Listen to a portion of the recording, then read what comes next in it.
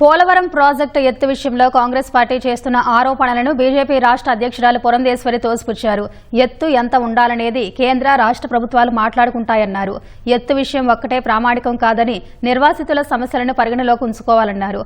పోలవరం నిర్మాణాన్ని సకాలంలో పూర్తి చేసేందుకు కేంద్రం కట్టుబడి ఉందని, అందుకే తగిన సహాయం అందిస్తోందన్నారు.